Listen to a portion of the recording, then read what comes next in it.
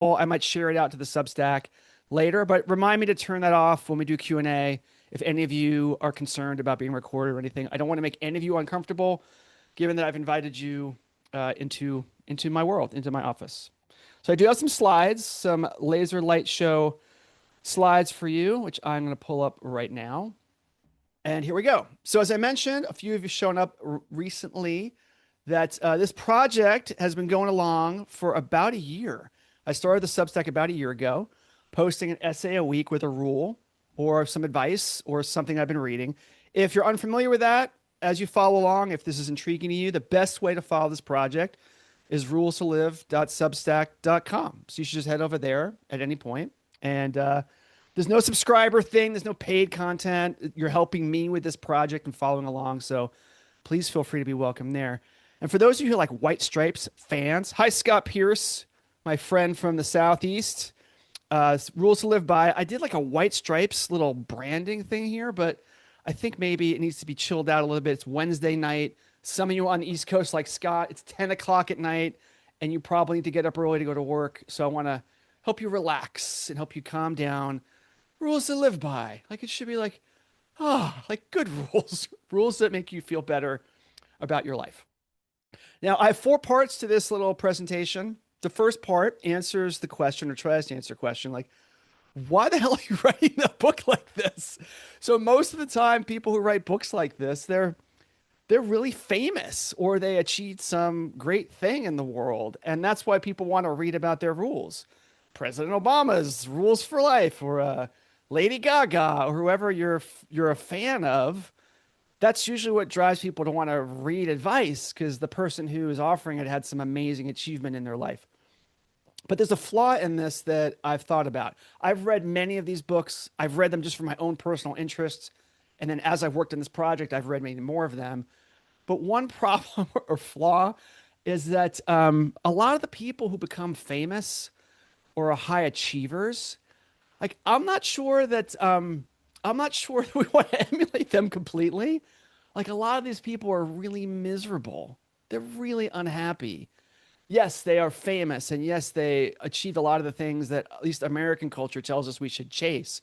But if you read about the interiors of their lives, they're often driven by unhealthy motivations. They had a messed up childhood, or they feel inadequate and they're compensating for it, or they're just coping. Like they have no other way to cope with being a person. So they need to run a marathon every week to feel okay. And so there's a flaw in whose advice we seek out. Also wanted to note that I know I'm not a famous person. Like I am not someone who has achieved these amazing things. I've never been president. I've never been the CEO of a company.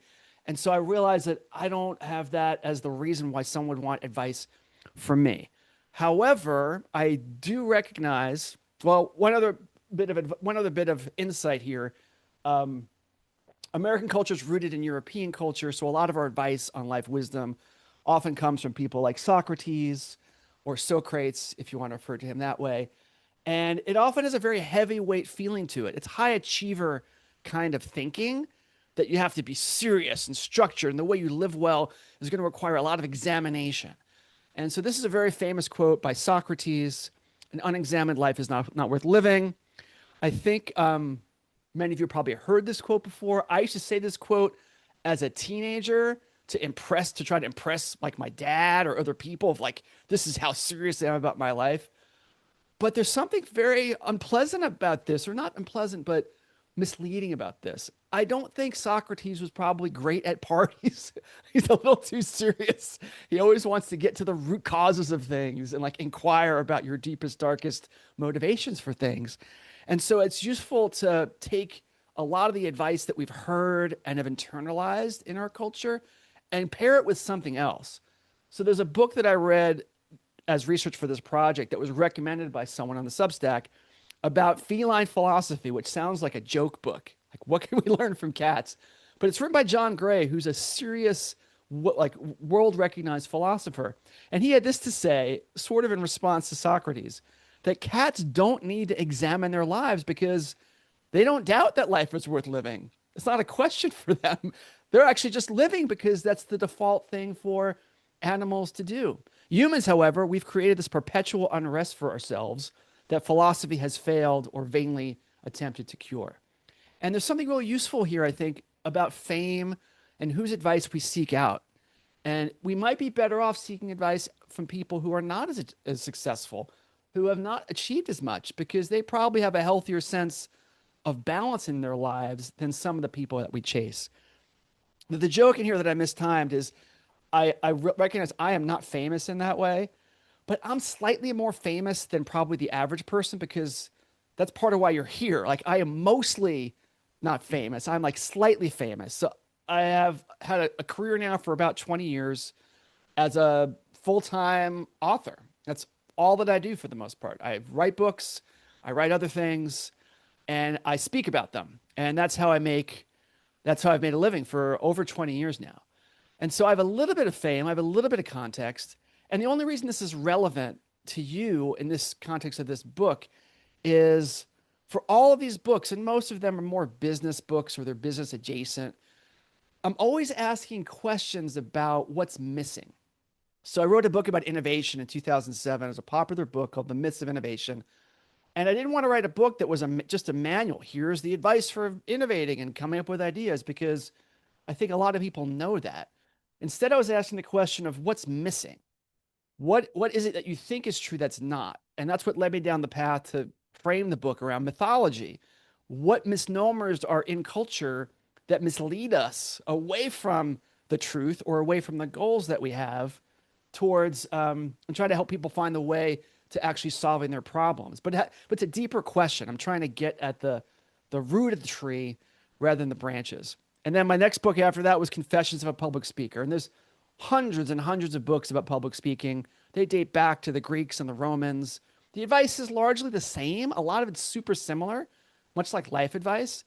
So I realized there's deeper questions to ask. There's misnomers about what it is to be a communicator or what it is to be someone like me who gets paid to get on stages and talk about stuff.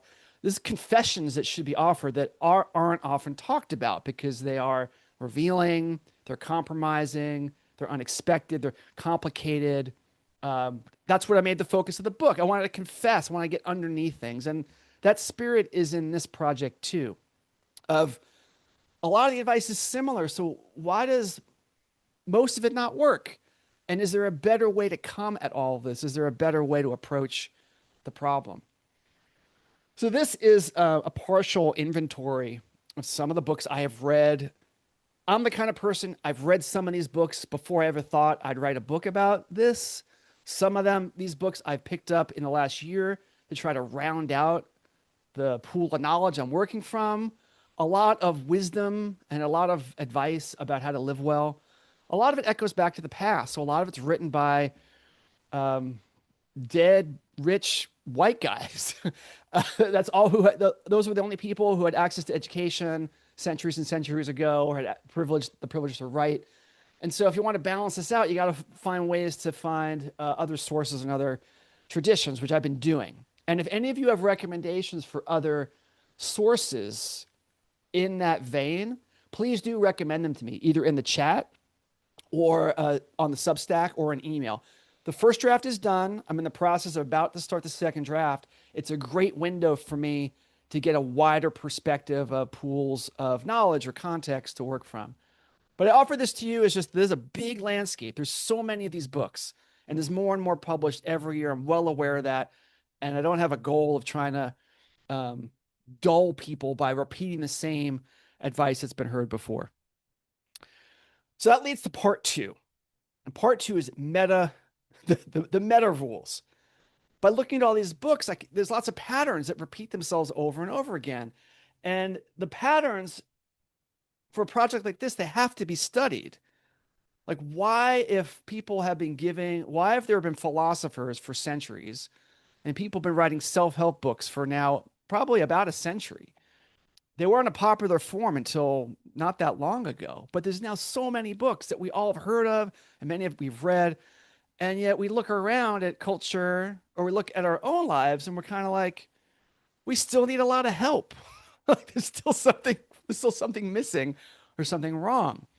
So that raises the question of meta rules. What is it about the nature of advice and how it's captured or reported that isn't working? How do we study that?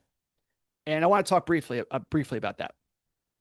So I think that there's a lot of evidence that just says like we are bad at this. Like as a species, like we are bad at this. Or you could say it's just really hard. Now, rules means a lot of different things. I should take a second to talk about the word rules. And I use that word widely. You could think of it as a principle, a value, a guideline. I don't use that word purely from the law, legal perspective of like a rule. I mean, it's just guideline, a rule of thumb, ways that you organize and try to prioritize your life and how you think about the goal of having a good life. So I don't use it in that limited way. And some people do. When I ask them what rules do you live by, they're kind of offended and they back up and they say, "Well, I have principles." I'm like, yeah, great. Like tell me. So I'm not using it in the narrow sense. I'm using it in the widest sense. Okay. Let's talk about the 10 commandments. In many of the conversations I've had with people doing research for the book, asking them about their values and their beliefs, the Ten Commandments comes up a lot. Certainly, the things around things people think are adjacent to them, like the Golden Rule or be kind, which aren't actually in the Ten Commandments, but people feel like they're affiliated with it. But the story of the Ten Commandments in the Bible, in the Old Testament, in the Torah, I think is fascinating for how much it reveals about the problems with rules. Despite how popular Ten Commandments are, the story of how they were delivered is a complete failure. Moses, as we all know, Exodus led the Jews who were slaves out of Egypt, takes them into the wilderness basically, and then by the mountain where he's going to go up and talk to God about possibly getting some rules, he leaves his whole tribe behind without a lot of instructions. They've been traumatized through generations of being slaves. They're on their own now in the wilderness, and he wanders off for 40 days. And then he comes back with the 10 Commandments, as we all know. And what's pictured here, it's often pictured this way, this celebratory event. Like, this is a great moment. But in Exodus 32:19, which is where he actually returns with the commandments, he is instantly outraged. He sees what's happening. The whole tribe is having basically like they've made golden idols, which breaks the second commandment. They're having this big party that's violated a lot of their principles. And Moses is outraged and he immediately does something that people forget. He immediately takes the 10 Commandments and he breaks them. So from the moment the rules were like published to the moment they were broken, the Bible doesn't say, but it's one line after the other. So I take this to mean there's so many interpretations of biblical stories or scripture. But when I read this with an open mind and the lens of rules and advice, it represents how hard this is, how hard it is, or how much more thinking and context needs to be provided for human psychology and group behavior for any of this to work, either collectively or individually. The story of the Ten Commandments in terms of rules is really not a good one in terms of how it's described in Exodus. Now, there's another thing, and most of the book and my interest is not really in collective rules for society. The book is written as rules for you. How do you figure out your own rules for yourself, which could absorb and use things from culture or your tribe, your community, your religion? That's totally fine. But the book is not examining the wider question. It's the individual question. But one thing to think about is why certain rules are popular. And rules from this part of history had so much of an advantage because there were so few examples to choose from. Like books didn't exist, no one was literate. You had access or exposure only to the most local idea of what a rule was or a law or any of these things. And once you have that cumulative advantage in a culture or society and religion becomes something that's dominant, it's really hard for a late entrant of rules or a late entrant of advice to penetrate. So a lot of the rules that we know in our culture, secular culture, not even religious culture, secular culture, they were things that come from a time when there weren't that many alternatives and there wasn't much examination about the quality of the rules, but they perpetuate and we assume because they're popular that they're good or valuable. Now, I think one book I will recommend to you, depending on who you are and what your interests are. I've read so many of these books now. I have lots of recommendations, but in context of this talk to you, This is the one relative to the Bible and the cumulative advantage and how hard it is to apply these rules. A.J. Jacobs spent a year trying to follow every commandment in the Bible. And there's more than 10. There's only 10 from Exodus, but Leviticus and throughout the whole Bible, New Testament, Old Testament, he took them all, and there were hundreds of them. And he tried to live a life where he followed them all. And the book looks like a comedic book, and it kind of is, but he took the project seriously, and he discovered that it's really hard to do this because these rules are written without that much thought about application or that much thought about how they contradict each other. So you can be trying to follow every rule, but you realize if I follow rule A, I can't follow rule 2, I can't follow rule 35. Or it's really, really hard to do because you don't have the tools or the resources. So he reveals something about the self-reflection required if you really want to do this. You really have rules you want to follow. You really want to live up to them. So I'm going to switch here to, let's see if this works. I'm going to switch here to a different view so you can see my face as I talk through the rest of the talk. Okay. So rules are often disappointing. In summation here of not just the Bible, I'm thinking broadly, all rules that we hear, they often feel good or they sound profound. But in application, they're really hard to follow. Like not necessarily because of your own like discipline, just technically, just in the world, like there's no actual way to do it. Often they're defined actually by exceptions. So the sixth commandment is thou shalt not kill.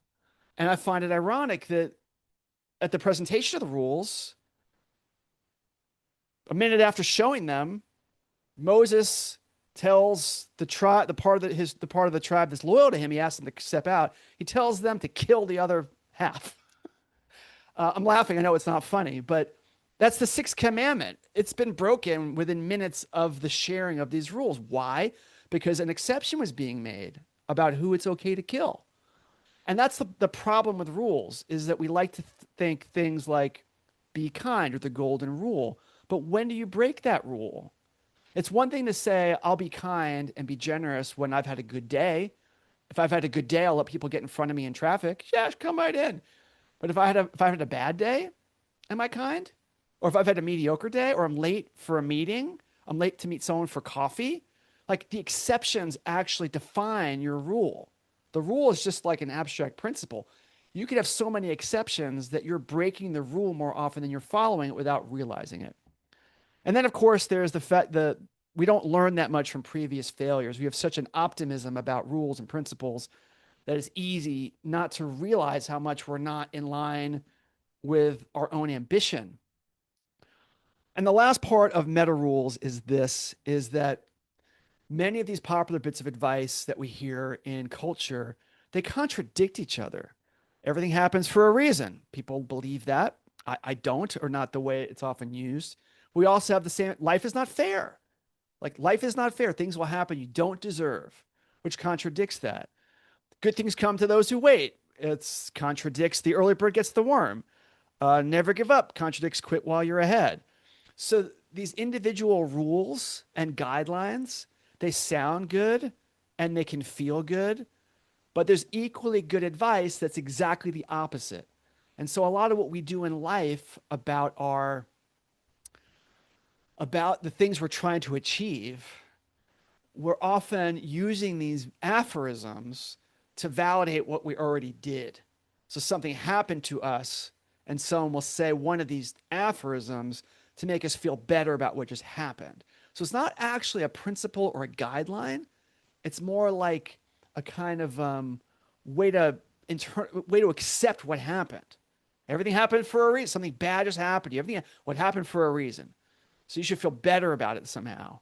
Or good things come to those who wait. You say like you're impatient. Someone tells you, well, it's okay to be impatient because good things come to those who wait.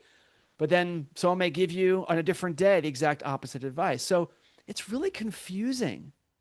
And that's part of, I think, the limitation of books like this is books like this tend to avoid ever talking about these contradictions. And a lot of the books, some of which I showed you, they're often just lists of aphorisms. No one's doing any reckoning with the contradictions inside the books themselves. So That's my, 17 minutes in. I have another 7 minutes or so. I'll share some of my actual rules, which is probably why you're here, to hear them. But I think part of what is limiting about talking about this stuff, that's part of why this is an experiment for me. This is the first time I've talked about this project, is that the rules themselves, the labels, are not that they're important, yes, because they anchor how you're going to think, and that's the memorable part of a rule or a bit of advice.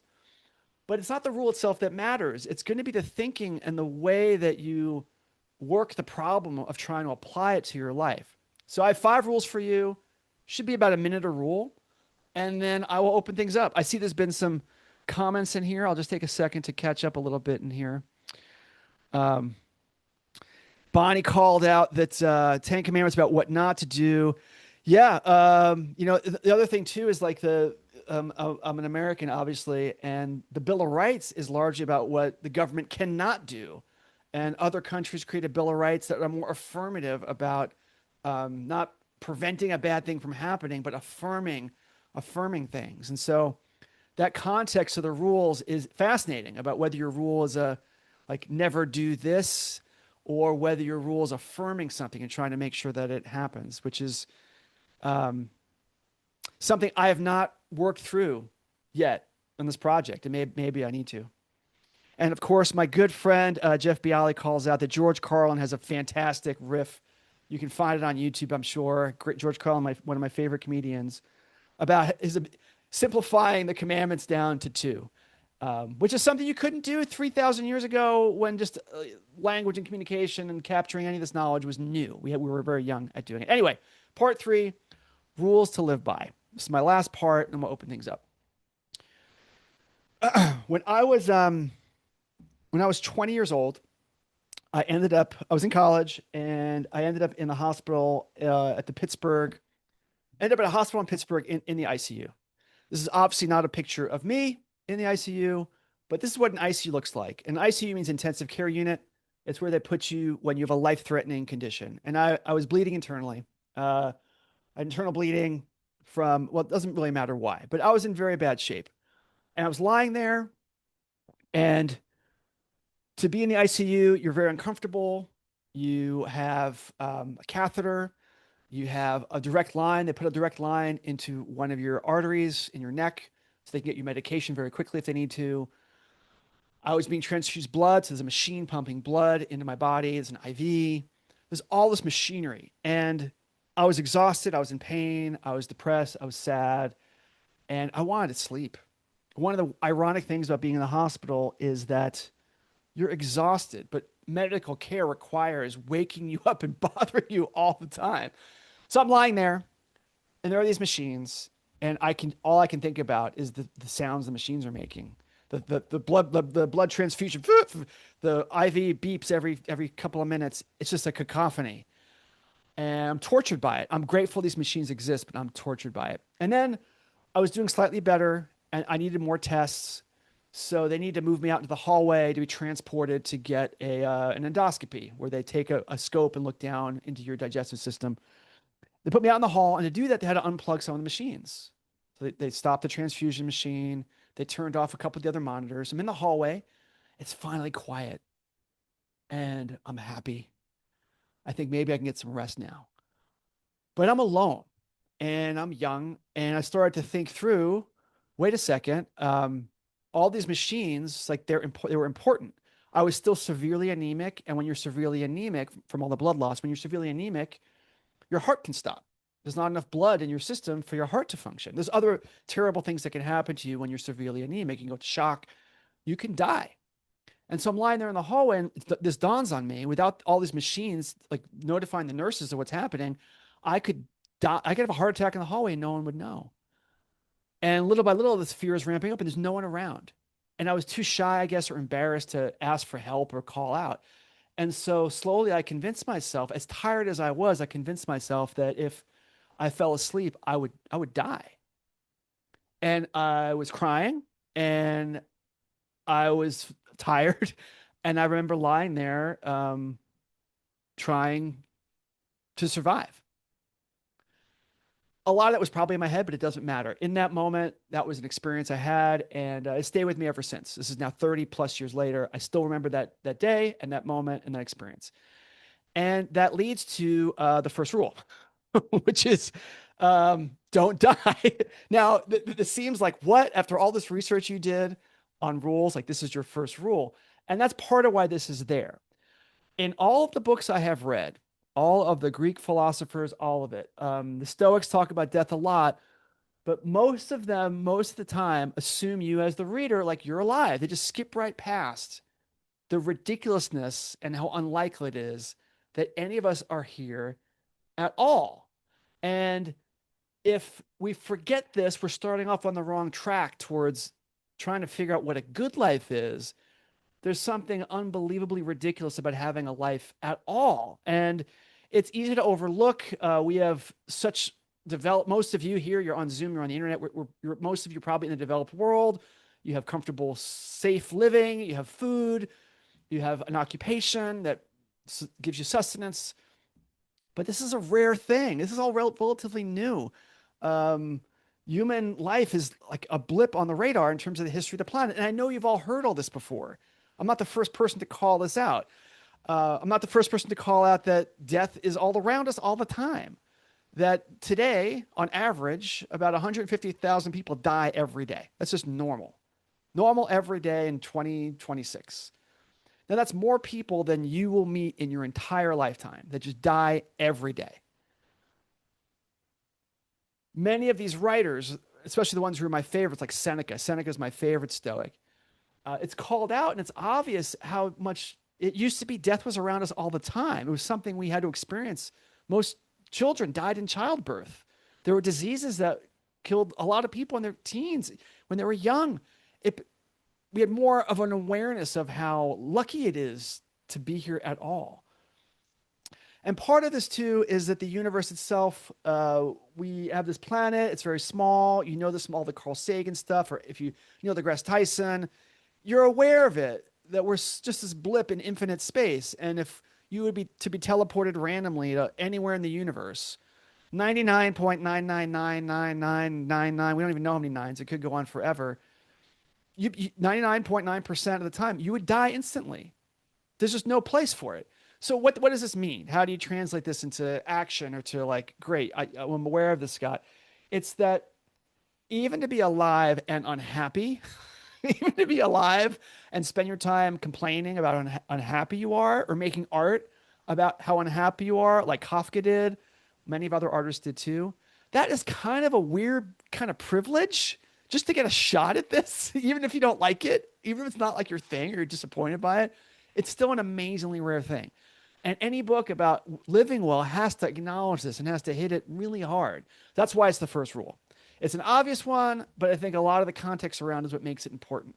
It's like remembering the beginning. Before you start worrying about advanced stuff, you got to remember the basic stuff. That's number one. Rule number two, you are not your thoughts. One side effect of Western culture and the Enlightenment, Descartes, was the recognition that I think therefore I am, Descartes' famous quote, which was important. It was a breakthrough, this independence of thought, and that you could be a free thinker. But we have gone way too far in focusing on thought as the center of who we are. So one example of this is how we'll often say, I'm sad today. I am sad. Now, I am sad suggests that all of me is sad. 100% of me is sad. If that's the thought in my head, I'm sad today. I'm having a bad day today. 100%. We assume it's a totality. But it's very clear, not just from science, but from Buddhism, from many different cultures who focus on awareness of yourself, that at any moment, there's all sorts of things going on. We're like a whirlwind of different layers of things. There's emotions, memories. There's physiologically what's going on, what our hormone system is doing, how hungry we are. There's memories. You can get lost in a memory from the past. You can get lost in anticipation for the future. So we're way more than our thoughts.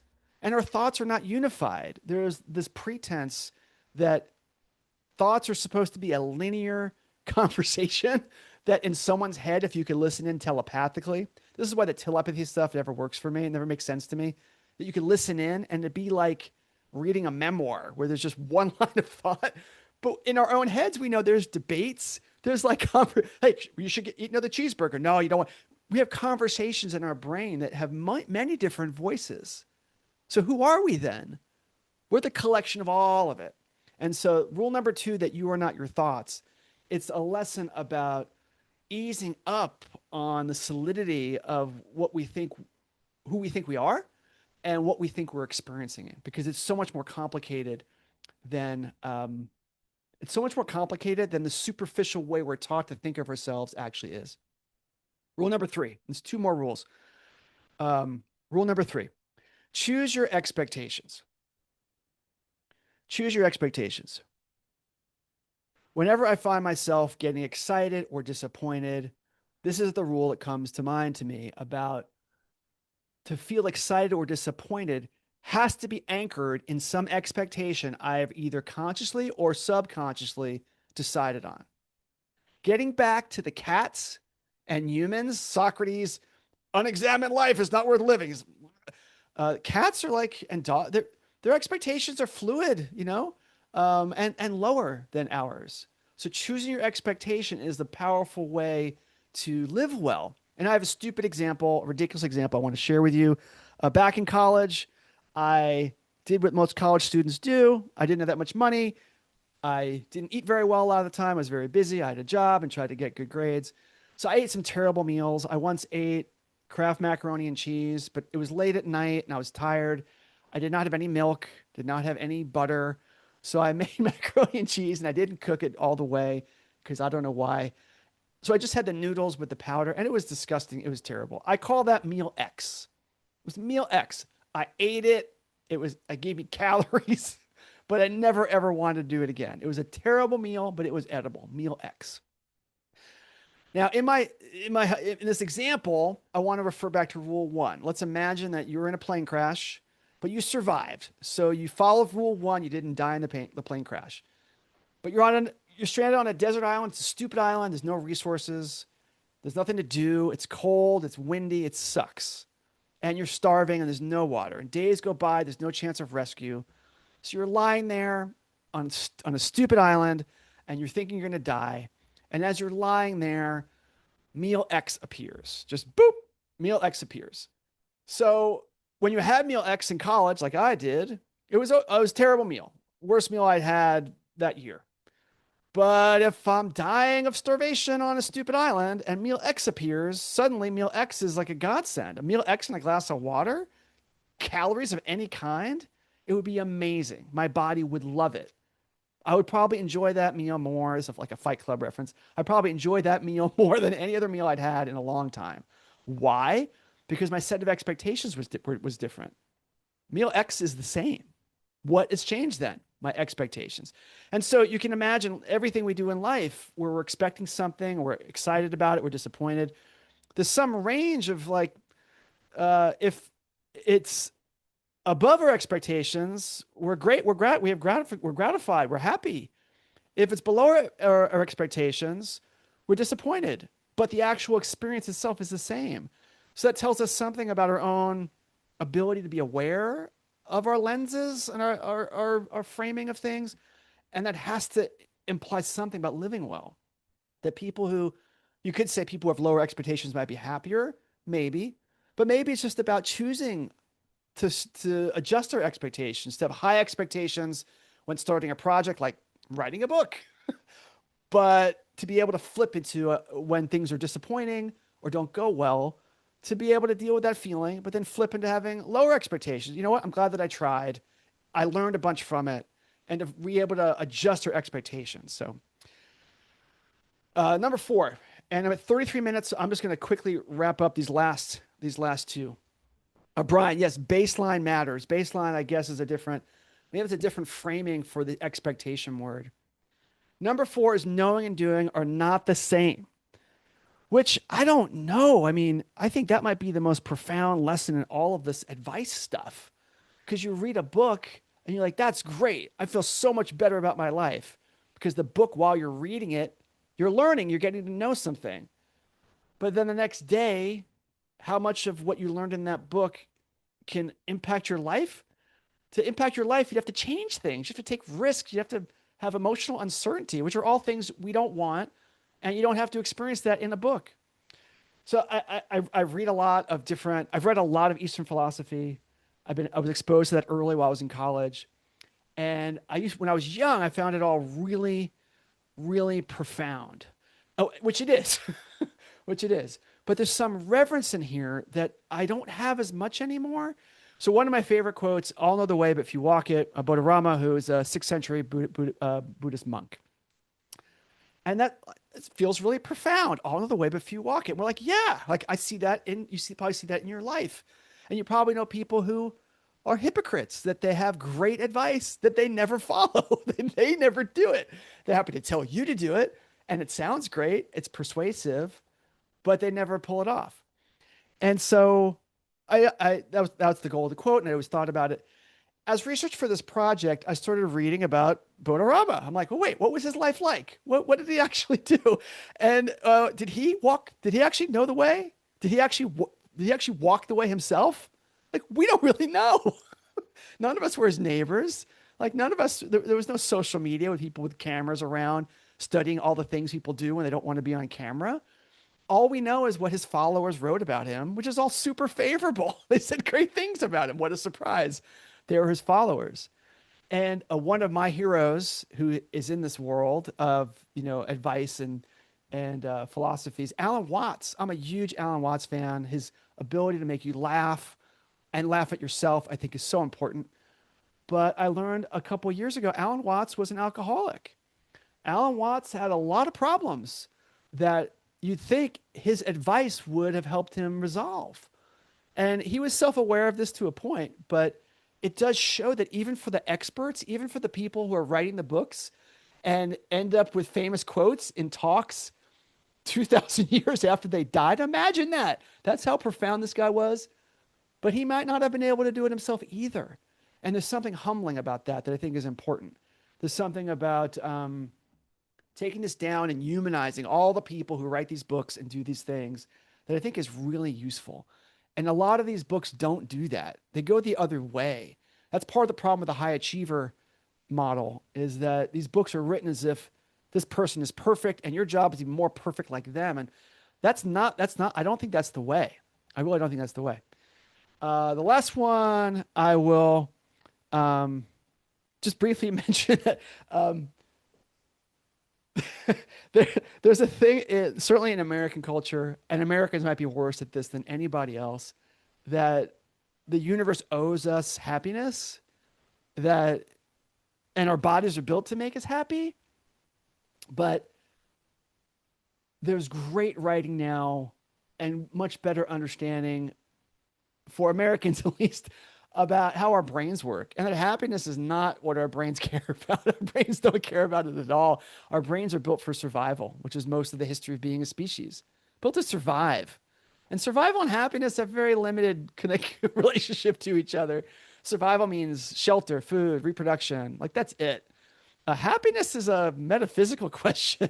It's fulfillment. It's all these other things that we're not really built to satisfy, unless you're thinking more like cats, where you have a different set of expectations for what life looks like. But there is an expectation, I think it's promoted in American culture for sure, that individually we should be happy. There's a kind of narcissism in American culture that many other cultures don't have, and they don't suffer from it as much, of the disappointment with life, even though by many measures, the average American's quality of life in terms of access to resources is greater than ever in history. So the rule here is that to recognize our biology and neurology is built for one thing, survival, and all this other stuff is cultural. It's cultural, and it can be reshaped, and expectations as part of it can be reshaped. And that is the way forward. That is the rule to live by, so to speak. So I've gone longer than I promised. I apologize for that. But that was my last rule. And so at this point, I am going to switch. I will switch this layout off, but I'll invite you at this point For those of you who are still here, which a bunch of you are, which is great, 27 of you, that's fantastic that you're still here. Hopefully you're still awake and not on 4 other devices, or maybe I can get you to come down to 3. But I'd love to hear from you. You can just do it in chat to start with. Just put a Q, and I will scroll through as I do this. But that's my project so far. If you've been reading the Substack, I published about 22 rules to the Substack. The draft of the book, the actual draft, which was rewritten entirely from what's on the Substack, has I think 26. And I've given you 4 or 5 of them here. So I'd love to hear what you think, what your favorite part of this chat so far, or this talk that I gave you so far was, or questions you have for me about the book, or things you think I should be thinking about that maybe I haven't so far. So I am going to, I'll stop sharing the screen for a second, and I'm going to take a quick look at the chat and get a sip of water, but then we'll switch to Q&A. And if you're bored and you want to leave, I won't be offended. Hopefully you'll join the Substack, rulesolive.substack.com. But I don't want to keep you here, and you're not obligated to stay. So let me get a sip of water. I'll also give myself a round of applause. I thought I did a good job with this thing. It's the first time I've talked about this stuff, so thank you all. Hey, gave myself a round of applause. Great. So let's see. Well, the first question I see here is Scott Pierce mentioned improv. Yeah, improv had a big impact on me the 2 times that I did it. And one of the challenges of any book, but a book like this, is which framings to use to try to explain which things, because there's so many different possible foundations that help me come up with these rules. Improv invites a whole set of fear for people once you start talking about improv. So I avoided it here.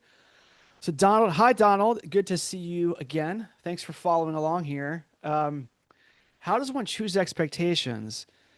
Seems like there's a knowing doing problem there too. Well,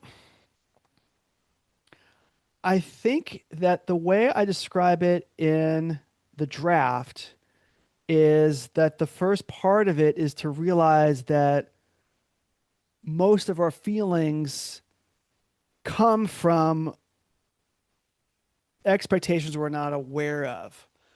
And being aware of them is just the first step. This is true for most things. Once we're aware that I didn't realize that when someone shows up late to a coffee date, that I'd be so angry about it. So either I need to set better expectations with them for that it's important to me, or I have to set more realistic expectations for myself for what this person's going to be like if we meet together. Just have that framing of it. That disappointment comes from a gap, and those gaps are created in part by whatever's in your mind. That's a tough one because emotions are really powerful things, and teasing apart why we feel certain things is a hard process to go through. We get better, depending on our family of origin, we get better modeling of how to do that than other people do. But the how part, then it becomes about how do you make decisions? How do you decide what to say to the person who disappointed you by being late? Do you decide to be polite about it and deny it, which is another cultural thing that many of us learn? We don't like confrontation. Or do we decide to take a risk and say, hey, I was bothered that you were late. I know you might not have known it, but being on time is important to me. So some of it's awareness that expectations are happening all the time. And part of how our brain works is setting expectations, largely for survival, but setting expectations. And then part of our emotional response to things is when those expectations are met or when they're disappointed. So that's at least my best recollection of how I explain this in the draft. A lot of this stuff, though, as I'm explaining this, I'm like, is this just gobbledygook? You can hear someone talk about some of these things, but then applying it to your own life can be really, really hard to do. Really, really hard to do. Mark called out near-death experiences become a game changer. Yeah, clearly it was for me. I mean, it's one of the opening stories of the book in the current draft. that the first rule is anchored in it. I think that that may be part of why America struggles with some of this. American culture and death is pretty messed up. It's a very repressive culture around it. A lot of we're such a youth focused culture, and we scroll away the elderly. We don't embrace that and embrace taking care of them and being around them as they die. So we understand what's coming and can internalize some of that so we live better. I think American culture makes that hard. Cultures that have more traditional values, that are more community oriented, I think have a better relationship to death and probably a better relationship to life. The importance of near death experiences is rampant in our culture, though, of like movies talk about it. And there's so many hero stories that are about that happening. You know, some traumatic event that's part of the hero's journey. Some traumatic event is the inciting incident for someone to change or grow or do something else. Brian didn't like the last rule. Yeah, I had to stumble through that. I've been going on too long. Arthur Brooks, who writes for The Atlantic, has a great quote about he writes for The Atlantic about happiness, and he's a happiness researcher. I don't remember what university he's at, but he had this great quote a few months ago about this promise from Mother Nature that he thought he had gotten, which I think is in our culture, that like being happy would be natural. You know, you go to school, you get a job, you get married, you'll be happy.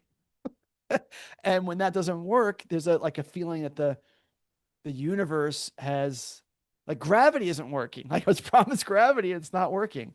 And the disconnect is about these cultural, the imprinting of these cultural values and how much effort it is to manage those expectations. It's not something we're built for, and it's not something the core of our culture gives us. We're still told this although the current generation of millennials and Gen Z are experiencing a different America where those promises are less people believe in those promises less. Roger, I like the stories you tell to give context to your rules. Thank you for saying that. The draft has more of the stories than the Substack had, and that may be part of what I have to do here. That a lot of these rules, any book of rules is going to have some as a reader that resonate with you more than others because everyone's life experience is different. As the author, I can try to give a story that's tight enough and memorable enough or meaningful enough that it anchors the rule and now it has a place to sit that can stay with you, even if on the surface the rule might not be that powerful or meaningful for you. Susan O'Malley. Understanding where your expectations come from was a powerful thing for me while navigating some tough changes. My older sister mentioned the context of what we do expect from a marriage, home life. Yes, yes. I had never thought of it that way. It might be obvious to others. Well, you know, some of this just seems like maturation to me that you can only, part of the knowing and doing is, or part of where wisdom comes from is not from reading. It's not from the, like you have to suffer. You have to have some personal thing happen to you that you're open to change, that you're open to like letting go of some belief. And no one wants to do that. No one wants to tell you that. Books aren't going to be sold by telling you that. You know, books are going to say, "Here, you know, get wise fast. Get wise in 5 days." You know, that's the model for the media. So you but that all makes sense to me, and my life experience is similar. You know, it's so painful when something happens in your life that doesn't make sense in some really fundamental way, and you're suffering, and that's when you're reaching out to your old, what's it called, default mode network is a term for the way you try to solve problems, and when that doesn't work, that's when you're forced to be like, it has to be, I got to try something else, and that's often where we grow, because otherwise we're so resistant, which is part of how our brains work. Our brains are so fearful of change. But thanks for that. Um, Scott Pierce, in recovery work, resentment comes from the delta between expectations and reality. Yeah, you know, the word trust comes from me in there, like resentment. You know, resentment is often about a person, someone we trust, and how do you decide who to trust? One thing I can say, a shortcoming of the draft, and it's a shortcoming of all the stuff so far in the Substack, is that almost all of it is focused on Mm. like you, like as an individual. And I'm going to meet you, Michelle. Glad that you're here, though. It's cool to see you. Um, whereas I know that wisdom and living a good life is largely about community and connection and relationships and finding people who are worthy of trust and being trusted. And so for the second draft, I'm trying to figure out a way to either weave more some of that in or have rules that are more about that. But it's really hard to juggle that because the book so far is anchored in the first rules I've showed you. They're early in the book because I feel like they're the fundamental ones. So I am working on that. How do I do deeply believe that we are social creatures. So part of living well has to be how you find what you need from other people. And I don't mean that in a selfish way. I mean, how do you participate in community and in relationships? Tom Peace, expectations are often future resentments. I've seen that quote before. I have it written down somewhere, which I think is fascinating. But the other end of that quote, I think, is something unrealistic. There's a version of Stoicism, which isn't really what most of the Stoics wrote, but there's a version of modern Stoicism that is isolationist. I shouldn't ever really expect anything from anybody. And I should never, if ever I feel hurt or angry, it's only in my head. And I don't know that I totally believe that. I think there's a level of that that's empowering about being thoughtful about expectations. But I don't think you can go through a healthy life without being disappointed by people sometimes or having people break your trust sometimes. That's just par for the course. Sometimes when you make offers to people, you're going to be let down. But that's the price you pay for the people in your life who don't let you down or who let you down less. That's all towards this other thing about uh, relationships, which is undercovered right now in the book. And I do have the ridiculous ambition. I'm trying to write like one book. It's going to be really short. It's going to be right now the draft's 2,300 words. It's like a 2 hour read. I could see the book getting bigger to closer to 30, but it's not going to be any longer than that. I like books that force me to be concise. And it's ridiculous to try to cover everything in a short book. I admit that. That's part of the fun, though. Like a lot of the books by the Stoics, I'm a fan of some of the Stoics. I'm reading this one now, Art of Living by Epictetus, who I've read parts of his stuff before. It's really short, you know. They didn't have a lot of paper back then, and ink was probably really expensive. But their stuff's really short. I like that. I like the pressure of that. You have to prioritize. Kevin, you should have went for 42 rules. You touched upon your reading habits, not specifically looking for a topic to write about. Any topics you pursued but then decided to put back on the shelf? Um, uh, I have mothballed lots of book projects. I think that's natural and normal. So I published 9 books. I've probably written a third or half of a first draft of, I don't know, 5 or 6 books. I either got distracted or I got stuck somewhere. And I see those as mothballed as maybe they're put aside. I might come back to them. I don't know. But the exercising of that effort is not wasted time to me. That's the processing engine of trying to figure something out. How can I explain it? And it's practice. It's practice. And I don't ever look at any of that stuff as a waste or a mistake. That's just part of the practice that helps me get better at my craft for the next book that actually gets finished. And the same thing's true for essays. I don't know, probably 100 plus unfinished essays, and I have a novel that I have written 6 complete drafts of, this is like, you know, I don't know how, probably thousands of hours of work put into a book. I'll probably never publish it. I don't even know what I think of it anymore. I haven't looked at it in years, but that's just a habit. I think it's normal for creative people to have lots of stuff they never finish. It's not a mistake.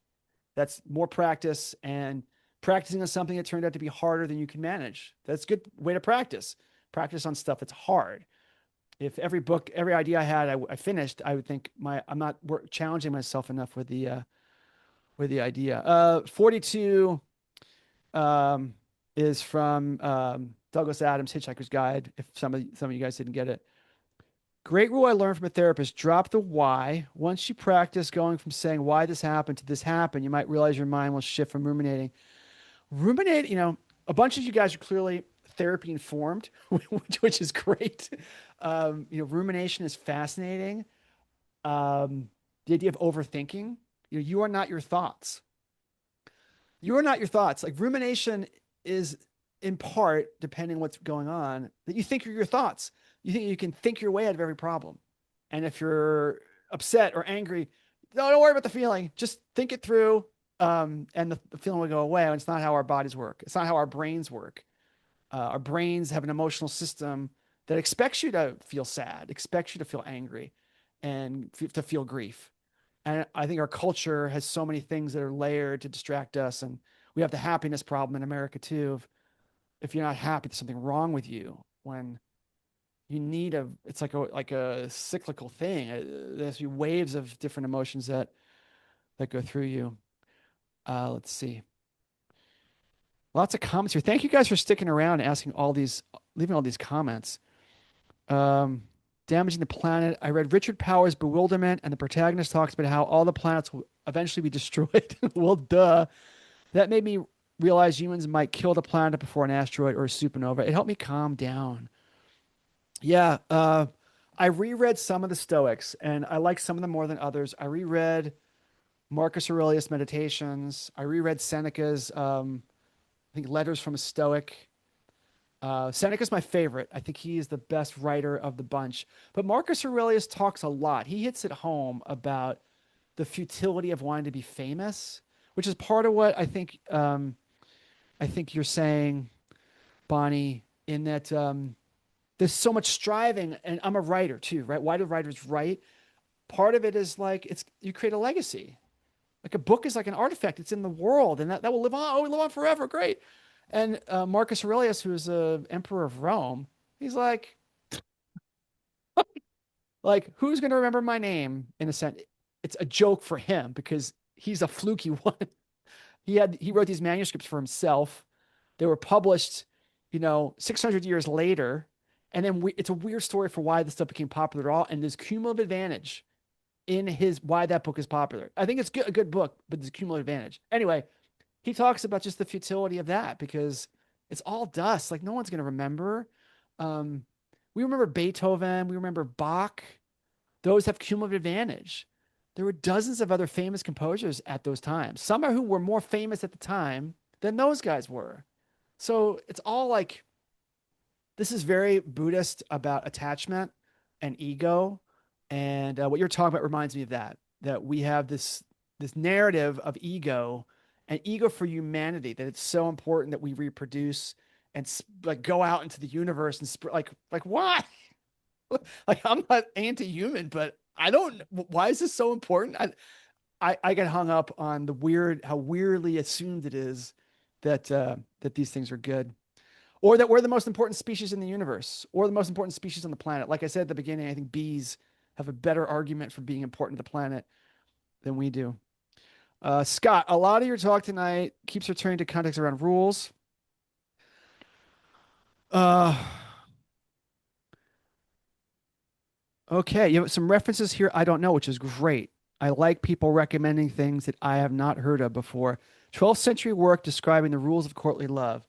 The podcast went into depth about how many of those rules have become part of our idea today of romance. How do we more fully examine the source and context of socialized rules? What a great question. It's kind of an anthropology question, and I think the best answer is any attempt to do cultural comparison. Um, it's really fascinating. You grow up with one religion or one nationalistic view, and then if you study any other one, like your head goes, oh my God, like so much of these things are similar. Like and these things are different. And anything you do that opens your horizons, and books can do it, movies can do it, travel can do it. where you're in a place that's similar but different, and then your head goes like this is like just bends and opens up to realize that these things you assumed were laws of physics and immutable are actually fluid or invented. And there should be a rule about being curious, but I don't know how do you make someone curious who isn't? I don't know. But curiosity is a key to that. And so many, I grew up with a father who was not curious, who's smart and fun to talk to, but not curious. Didn't read books, didn't want to travel. How do you get someone like that to want to do it? I tried, but I don't know. Maybe most people are not curious. I don't know. Curiosity, I think there should be some attempt at a rule about curiosity, but I don't know how you teach that one. Thank you, Scott. That's a good one. Um, let's see. Crichton. Number one, Don't Die rule fits well with how one can remember painful or bad times rather sharply. However, it's odd when many look back, we romanticize the good times and can forget the troubles. Yeah, interesting. Nostalgia, the power of nostalgia. And I suppose there's probably some brain science thing about why we do that. Um, yeah, I need to think about that more, about memory and how memory works. Um, how do you tell someone who, this is like, I don't know. I think I've always liked dark stuff. I'm an intense person, and I got from my mom a desire for the truth. I'm a New Yorker too, so I like the tough love. I want to know. But I don't think most people are like that. I don't think most people respond well to that. That's part of why we have this buffering of the past and avoidance of it. That's interesting. I had to think about that more. How do you get, how do you have a rule about, I don't know, being tough with yourself, being honest with yourself? Something like that. Donald Cox is kind of a theory X theory. Again, folks, if you want to, it's 8:06. This is great for me. So I'm going to stay here for as long as people are posting questions. But if you need to bail, totally fine. Thanks for coming. Again, rulestolive.substack.com. There's a kind of theory X, theory Y thing here. What is our true nature? Sinful, so we need the rules to help us beat ourselves into shape, or is it more removing blockages? I don't know. I think that's a fair question. I've read a couple of books and things that try to frame their rules in a philosophy like that. And I don't know. It felt limiting, and I don't know that there's anything like that I believe in enough. I feel like some of these rules are of the first kind of like, don't do this, don't die, which also I find funny. I find sometimes inverting it and making it negative is funny. And this book needs to be funny, not a humor book, but there has to be levity around these subjects. It can't be Socrates. It's got to be some levity. This is some of the rules in the book are don't do this, and then other rules are affirmative. They're affirming, and I don't know. I don't have it was purely feel, which felt better and which made it easier to write about it. But I haven't categorized how many of my rules are of the first kind or the second. But that's a great observation. That's actually really useful for me to see if there's some, before I read the second draft, if there's some tendency. Um, from the list earlier, curious about how you measure your life, Clay Christensen. Um, I don't know the book. I know Clay Christensen because of his innovation books, which I didn't love. Um, I'm always a little suspicious of any MBA type person writing books about how to live well. I'd rather hear from the artists and the people who have not a business. Like I'm not a fan. They're going to be too measurement oriented, and they're going to. This is very judgmental. Okay, they're going to miss the point. Like Dale Carnegie's books. Someone mentioned to me when I asked them about this, they're like, Dale Carnegie, How to Win Friends and Influence People. I'm like, really? Like, that's a creepy book.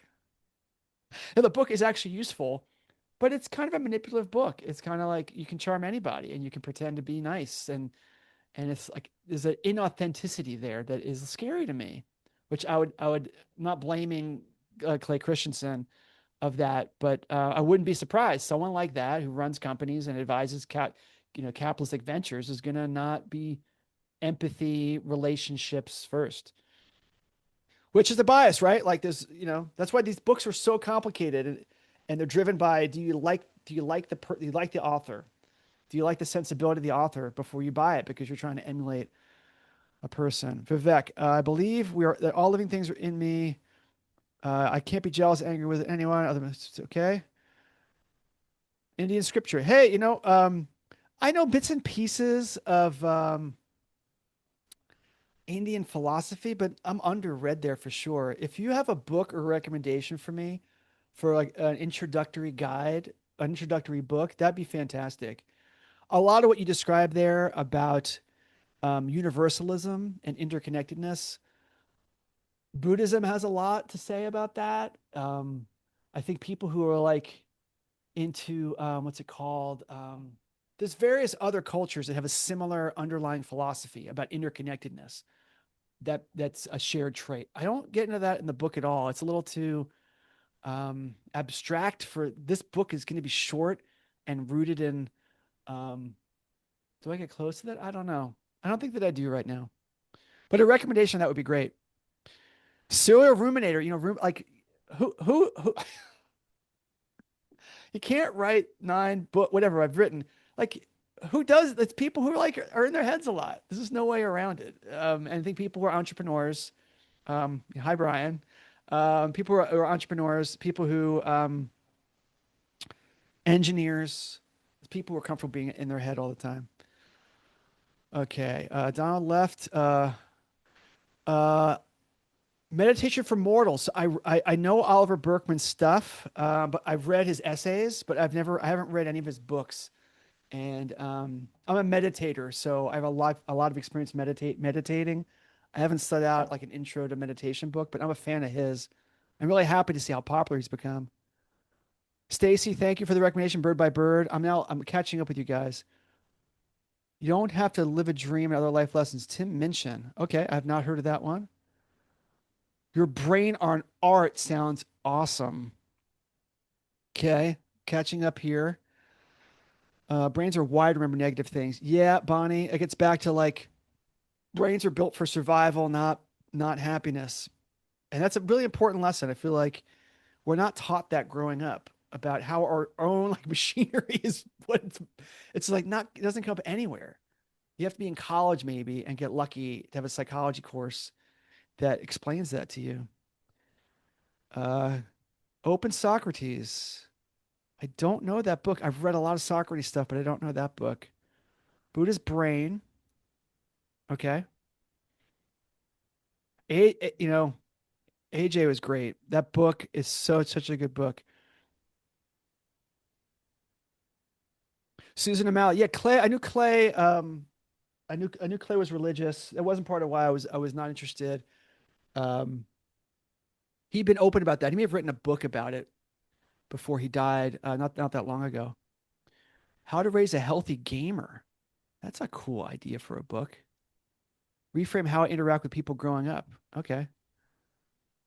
And Vivek is sharing me his. Okay. Thank you, Vivek. Yeah, like uh Ports of Cure, Attunement as a Way of Life. I don't know a lot of these. There's so many books. How do we develop a more refined, accurate sense of perception of our own lives? Culture that is dismissive of this vital capacity. Yeah. Yeah, it makes me wonder who posted this? Heather. I like that quote, but it makes me wonder like, uh, what other cultures really do that? I've referenced other cultures before that are more community oriented, but they're not necessarily more introspective. It's just they have a different base values for how community functions. They're not necessarily more introspective or better studied about other cultures, and that maybe they don't need to be. But I always wonder. Sometimes there's some grass is always greener. Of like, I picked on American culture a lot. Well, I'm an American, right? So when I know the best, I can criticize it the best. Negativity bias, and I admire certain other cultures. And then if I was actually in those cultures, I might real, I think it's hard to have a lens on how all these things actually line up. Wendell Berry is great. I've read some of his essays. I've never read. This is Roger's suggestion. I've never read any of his books though. Tao of Pooh. Yeah. Yeah. Okay. It's 8:13, 8:14. It's well over time. But I want to thank all of you for showing up. This was great. And the chat was fantastic. This was better than I could have expected. Get the joke? Better than I could have expected. I will keep the chat and go through it. And I think I'll have all of your emails from signing up. So I may follow up with you from a chat comment to your email. And yeah, and stay tuned. I'll be doing more of these sorts of things because with the draft done and working on a plan for draft two. So thanks, folks. Have a good week, and I'll see you on the Substack. Okay.